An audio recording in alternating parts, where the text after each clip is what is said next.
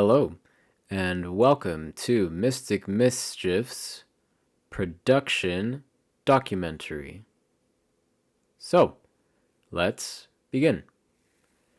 So, as you can see here, we have the very first iterations of our art assets. We were for sure going with the low poly, cell shaded look that is very famous with Toon Link and all of his games that are appropriated to him. When you can look at our art assets, you can clearly see that we were trying to go for a very just simple, vibrant look to it, very simplified in its low poly statures. Here you can see some of our character assets, their first iterations.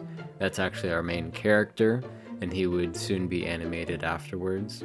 We really wanted to focus on their color work, and we wanted to make sure that they were bright, that they were noticeable, that when you look at it, you're never going to forget it.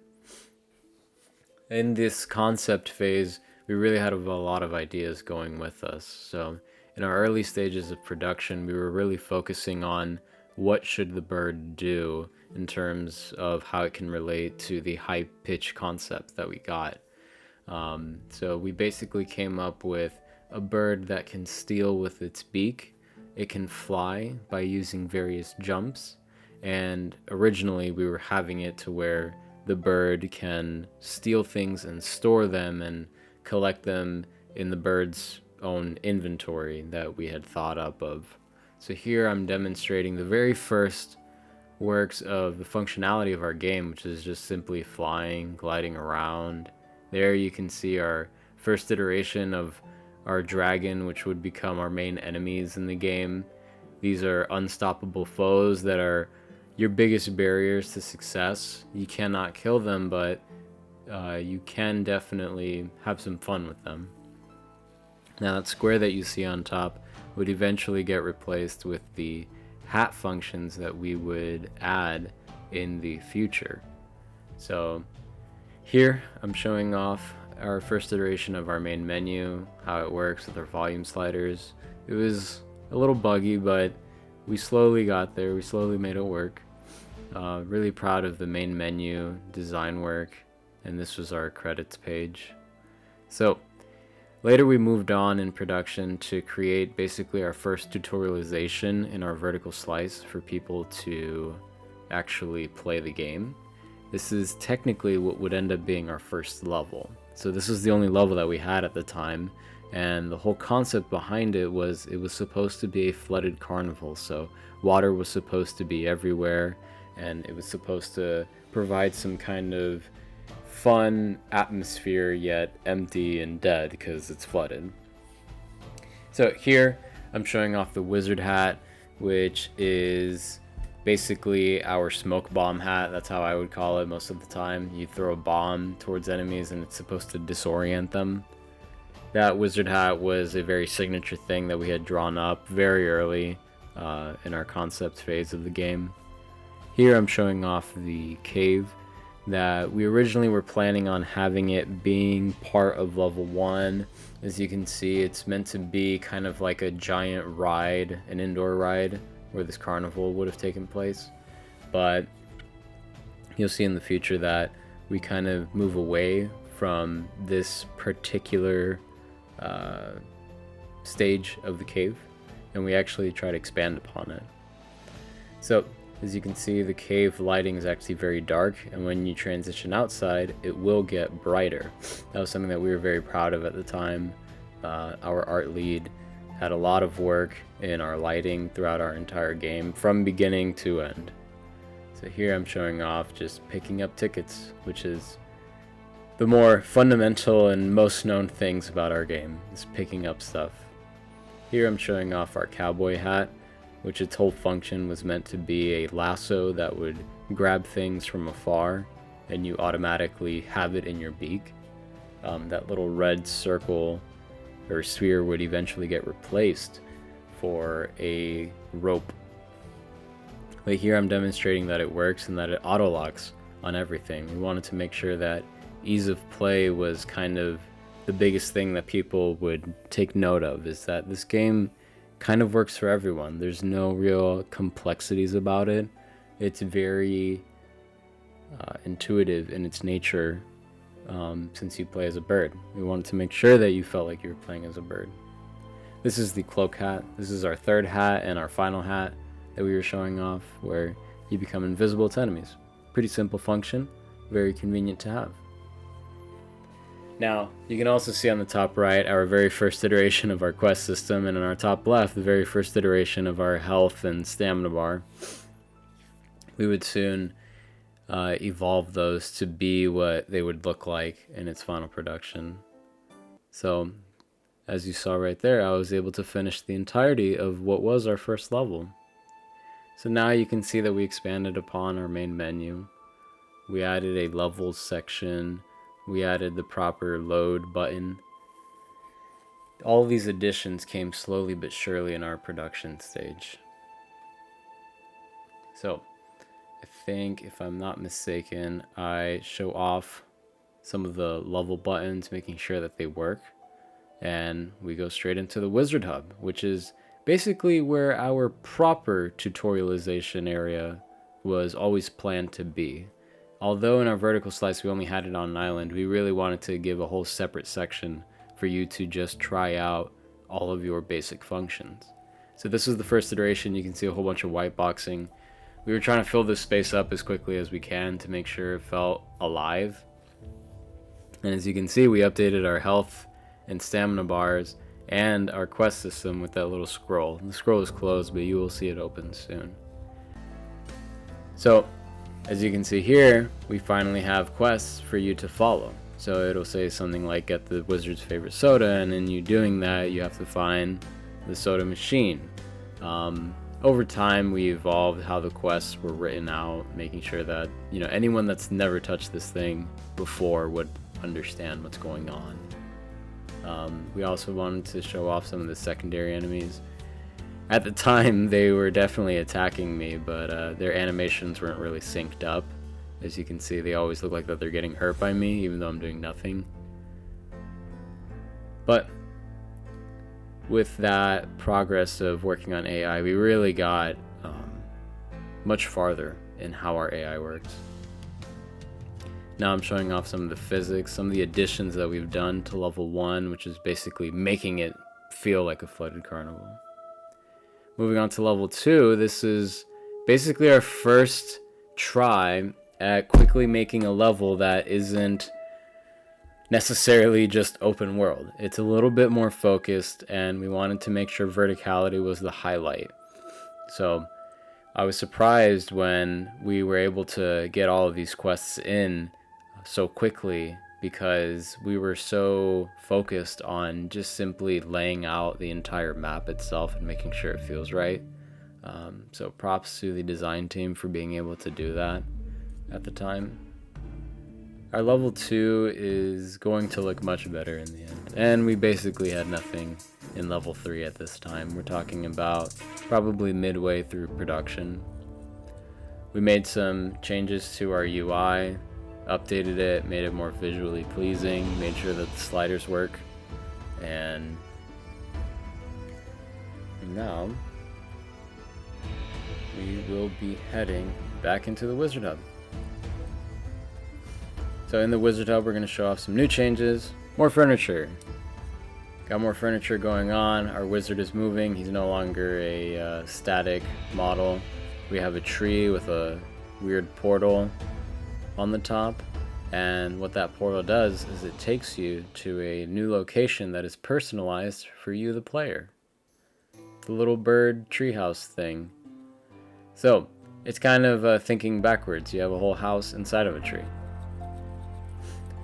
New additions that we had done to level 1 was we felt like you had way too much space to move around, so we made sure that the bird could only access the outside now, because we had different plans for the cave. I will get back to that soon. So now, loading up level 2, you will see that we made a lot of visual updates. The team really worked hard on making sure that level 2 was populated and looks visually accurate to what we kind of wanted to go towards, instead of just white boxing. So here you see we added this new terrain and some flowers to it. We have some trees around, and we have our second biggest enemy now, which is our fire dragon. This fire dragon is more complex than the first dragon that you saw. This fire dragon flies. So we wanted to make sure that the entire castle was explorable and comfortable for you as the bird. So we know you need a little bit of space to fly around freely. Wanted to give the whole tour. Have hotel rooms, we have the king's throne, we have the servants' quarters, we have the kitchen, we have the downward spiral stairs that I'm going through right now.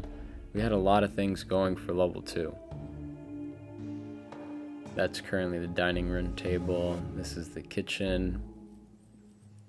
Added lighting, added our secondary enemies to it. If you notice, there's actually 4-legged lizards now, which are the Komodo dragons that we would replace some of the kobolds for.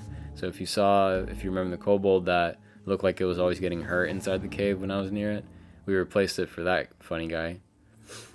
So that was how our second level played out at the time, making a lot of progress in on it. And now we're heading into level 3.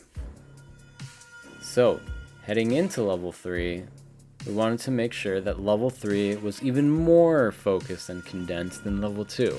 It was a slow progression from open world to a singular mission. This singular mission is the most direct way of interpreting our original high concept pitch, which was to steal items from dragons.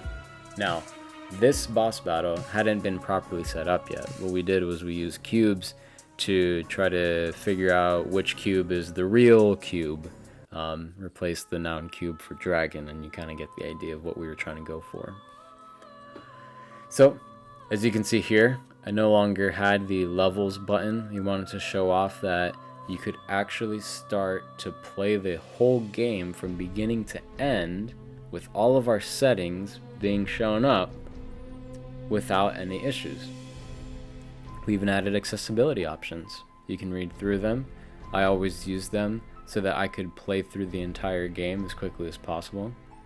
A little bit of a speedrun master myself. And so soon you will see our very first cutscene that we had made back in our vertical slice. We had kept it for a while. And I'm going to play through the entire game, and I'm going to speed it up to show off that we were able to complete this entire game beginning to end. This was one of the biggest achievements that we had done, was the fact that there were no giant barriers stopping us from beginning to end. The amount of issues that we had gotten and that we had experienced when we were developing this game, just making sure that the player can progress through our quest, was a long and hard process for sure. But we managed to do it. As you can see here, I'm going through the entirety of level 1, just blasting through all of the objectives, getting them done as quickly as possible, mainly ignoring the dragon as much as I can, because I really did not want to die from him. It's very easy to die from him if you're not careful. Now we jump into level 2. Level 2, there were less quests to do overall, but the quests themselves weren't necessarily easy, and I would actually argue that level 2 was one of our harder levels, because our dragon, the fire dragon, he gets more aggro the more you complete your objectives. So by you collecting more gems, which is kind of the main objective of level 2, he sees you much more clearly and he just starts attacking. But I go through it and I go straight into level 3, where it was only about 3 quests and I finished them super quickly, because level 3 wasn't super developed at the time. Now you see that we kind of changed the layout of our buttons, of how they look, kind of doing the final touches to it, because since we got most of the game down where you can collect stuff, you can fly, you can poop, which I will demonstrate there soon with that little reticle that's under me. You can do a lot of things now, and I wanted to make sure that you can do them throughout the entire game, that you weren't going to be stuck in any room. So here I'm showing off the gold pile that exists for your reputation system. So if you actually notice, there's a little icon of Mammon above the feathers that are supposed to represent your stamina bar.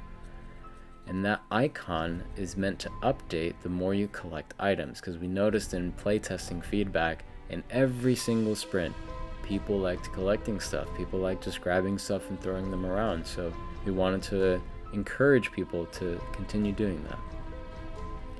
Here I demonstrate the dialogue system with its finalized background being that musty paper. Here I'm going to demonstrate the reputation system, which is what I call that icon that updates for collecting more things. That reputation system has like a bright particle effect that happens just like that, and it gives you a new name. That reputation system really made our game feel much more complete. By this point in production, we were really adding quality of life things like this auto lock camera for the dragons, so whenever he detects you, you always know that he's aggroed to you. The the fire dragon, he got another projectile. We added even more environment to our castle. As you can see, you can fly around the castle. It's bright, it's beautiful. We have our whole armory down here with all of its weapons. We have our objectives working the same as always. We were really finalizing the touches in level 2 here, and we felt very proud of it.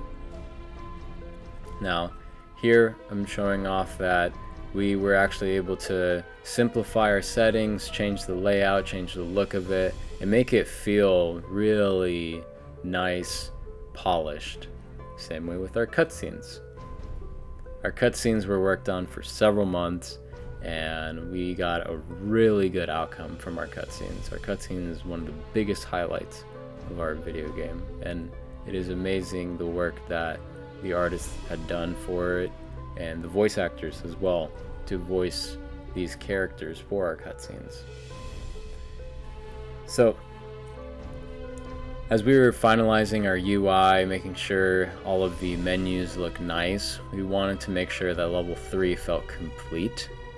And so now I will shortly show you that our Wizard Hub, basically we did some final touches, adding lighting, but level 3 has a fog, it has health pickups, it has proper lighting, it has all of the props that we wanted to add, and it will have, as it shows slowly, I like showing off the skull with the roller coaster going through its mouth, we have our third dragon, which is this humanoid creature. This is the Lich Dragon. This is the one with the auto-locking projectiles that follow you everywhere. So, as we were finalizing this game, we wanted to make sure that there were no more bugs or any weird occurrences that would stop you from going from Wizard Hub all the way to level 3. We wanted to make sure that your experience as a bird, pooping, stealing things, throwing them, hurting enemies, potentially killing enemies, using the health pickups, using all of our hats, worked well. And a final touch was adding the level select menu so you can always go back. Now, I appreciate you taking your time with us, and I hope you have a nice day.